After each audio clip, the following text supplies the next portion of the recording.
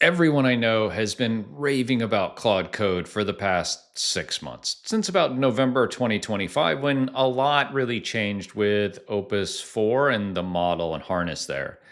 But in the last week and a half, I've started using Codex GPT 5.5 a lot more. And I'm not alone. A lot of founders and operators I talk to are saying, hey, it's really good. There's a lot under the hood here that folks just aren't aware about. And so in this video, I'm going to share why I'm loving GPT 5.5 and Codex as a harness and a desktop app, and why you should check it out too for your knowledge work. Because we're not talking about development here. We're talking about sales, marketing, operations, finance, legal, review, things people do outside of development, which is a lot of what all of us do on a regular basis. And so why compare the desktop app? I think looking at a terminal like this is just not the way we're supposed to be working. And this is how you use Claude Code a lot. And yeah, you can use the Claude app. I find the Claude app to be really limiting and just not how I want to work a lot of the times. It just doesn't perform very well. I find it very slow.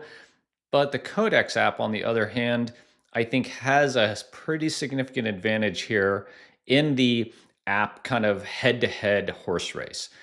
Within Codex, like you have a couple of things that are really interesting. And the first one is, over here on the left, you can have a new chat, you can search. It has a concept of plugins. So instead of using the terminal to install plugins, you can install plugins right here. So you can install the GitHub plugin or the Slack or the Linear or the Notion. All of these are common places where we're doing other knowledge work. And so you want to bring information from these external apps into your agents or your repos. I'll call them repos, right? But you can call them agents if you want, because Codex has automations built into where you can build something like a Claude Code project and then automate it on a recurring basis or an event-based basis. So you can connect things that you already are using here. If you're this poor soul who uses Microsoft Teams, you can do this. I want to take a step back here because I think one of the real reasons knowledge workers and folks in the corporate world should consider Codex and GPT 5.5 is that might be the only tool they have available to them. Like you might not be able to just go use Anthropic and Claude at your day job. And so you might be kind of stuck with a ChatGPT plan. And with that, you can use Codex. That's really one of the great things about it. Just download the Codex app and go for it. Okay, so you can connect other places where you do work on your computer to the Codex app to bring information in automatically. It also has things like browser use, and computer use, which I have to say is lagging behind Anthropic just a little bit. But this is like a horse race, right? These two companies are neck and neck. And at the end of this video, I'm going to share who I think is the dark horse in this race and the one that I think eventually could win out altogether. Okay, so it has a concept of plugins, has a concept of skills too, of course. So skills, slightly different, a little more customized. You can install pre-made skills, or you can just create your own here, right? I have several skills that I've created, and these are brought in here. And it's just nice to be able to view these in a kind of clearer way, right? So the thing that the Codex app is doing is it's giving you a visual representation of these things. So pretty cool. You can turn these on and off, and you can try it in a chat. So use this improved code-based architecture in this repo. This is for my personal website and on this branch. So just a little bit of orientation there. Okay, so we talked about plugins and skills just right here in the app. The next cool thing for me is automations. So, for this project, I have this daily bug scan automation setup. Scan recent commits since the last 24 hours and find bugs or propose minimal fixes, right? So it runs in a work tree on this project every day at 5 o'clock. It uses GPT 5.3, but you could upgrade this to 5.5. That's fine. Reasoning minimum. And it does this, right? It does it anytime and all the time that you want. I have this paused right now because I'm not actively developing this, but you could set this up. And this is 2 minutes of work to set this up. So we can go over here and say, start a new automation. And you could either use a template, scan recent commits. This is the one that I used. Or my favorite for new projects I'm especially bringing in from like Claude is using one like this, update agents.md, which is the Claude.md version in Codex. And so if you're porting a project from Claude Code you'll need to create an agents.md, and I'll show you how Codex very smartly kind of prompts you to do this automatically. But if you've done a lot of new stuff in your app, you might want to be like, hey, I want to update agents.md with newly discovered workflows and commands. So you could use this. And you can kind of see some of the legacy perspective of Codex. And here, a lot of these are about development. But increasingly, I think they're going to be more and more of these pre-baked automations for knowledge work. Or you can just create your own. And you just describe it here and hit enter and tell it when and in what project and if it's in a work tree or the main local branch. Cool. And so this is where you can turn Codex from a chat tool like a ChatGPT or a Claude Web or just chat or a Claude Code or co-work kind of analogy where you're like working in a repo on your computer and automate it and do things regularly based on time. Okay, so just wanted to give kind of grounding on extensibility of Codex. Now I want to show you bringing in a project from Claude Code and the things that you'll need to do to orient it to work in Codex. Cool, so we're going to go here and say add a new project, and I'm going to use an existing folder that I've not used in Codex before. Okay, so I've opened a new project here that I've not used in Codex before, and it's prompting me, hey, do you want to import your project settings and create this agents.md to migrate my Claude MD to agents.md?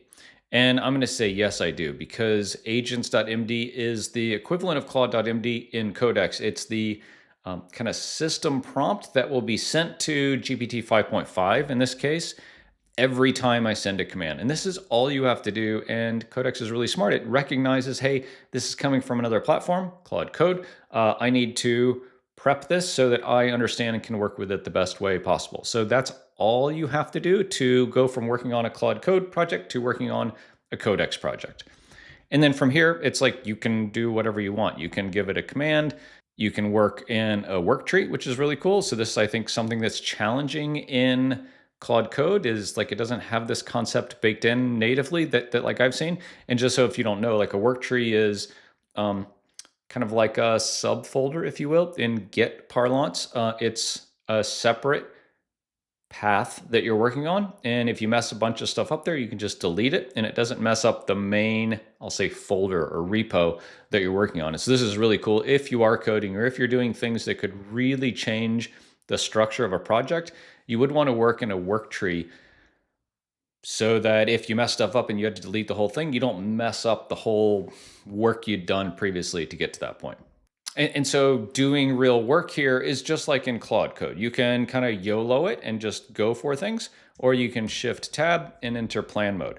And so I'll give it a prompt here and you'll just see how Codex kind of formats and streams the responses. I want to ensure that we have a proper homepage for this project. Please build out a simple HTML landing page for this so that I can build a coming soon landing page for this.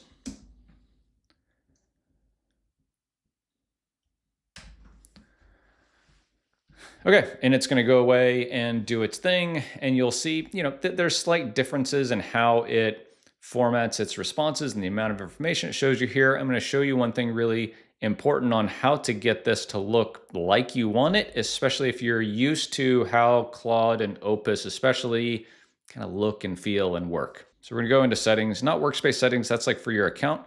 So we're in plan mode here. And so this is like if you're using the Claude Code plugin and something like VS Code, it gives you these as like buttons down here, which is cool. And so we'll just answer this to answer the questions that it has. Back in settings, workspace settings is like on your account, but we want like Codex settings. And the first most important one here is by default, the work mode is for coding, which is kind of where Codex came from. So that's understandable. But like we're using, and I'm using Codex for knowledge work a lot of times. So we want to select for everyday work here. I leave most of this the same. And the one other thing that I want to change is personalization. So the gripe from a lot of people around Codex and GPT in particular is it's just not as warm. It's not as friendly as Opus, especially Opus 4.6 was. But it's because they're probably coming over here in pragmatic mode, which is where this starts, which is concise, task focused, and direct, which is just how some people like to interact with LLMs. For me, like, I'm a warm person. I want it in friendly mode.